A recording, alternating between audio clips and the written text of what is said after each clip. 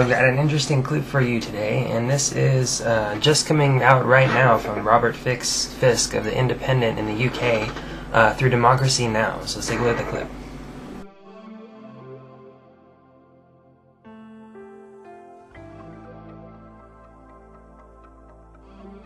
I actually saw them tearing off their tank helmets where they were receiving orders on their own military net and using their mobile phones. And in many cases, they were phoning home because they come from military families. They wanted to know from their fathers what they should do.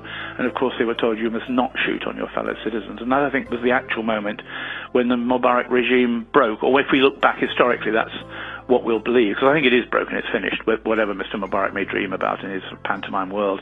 And I think that was a very critical moment. Now, of course, the great drama is this.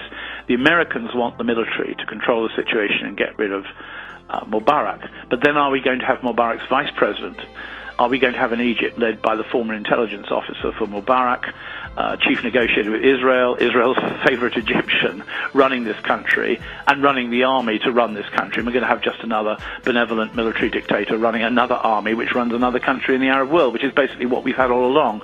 So the protesters, who tend to be about 24 hours behind in working this sort of thing out, they're after all tired and they're trying to stay alive and so on, they're going to have to struggle hard to make sure that the political future belongs in their hands and not in another bunch of generals who grew up under Mubarak and got tired of his rule.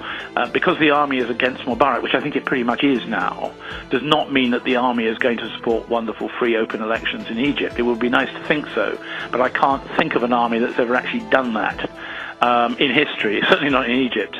So I think that these are the questions that are going to come up, and it's been interesting watching the behavior. I mean, I'm up right next to the tanks and, you know, where stones are falling and so on. Yesterday, for example, a young soldier was standing in tears as the stones went in both directions past him.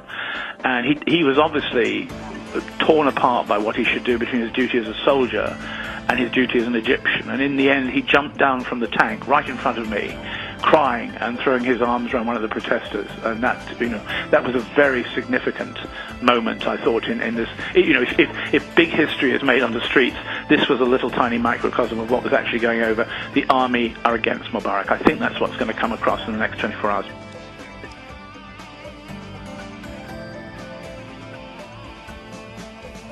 It appears that the Egyptian military is taking the side of the pro-democracy protesters, which appear to be the main current and thrust of the action which is happening in Egypt, much to the dismay of news stations like RT and Fox News, who want to keep pretending like this is some kind of, like, you know, American-led revolution in the case of RT, or you know, Muslim Brotherhood-led revolution in the case of Fox News. This is actually a current which is bubbling up from the people themselves, and not from any one group in particular. If it was from any one group in particular, people would have taken hold of the government already. There would have already been somebody else in power trying to clamber into the spot.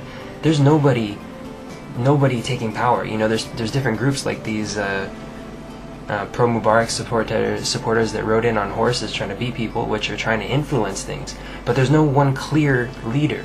It's leaderless. It's a complete spontaneous thing.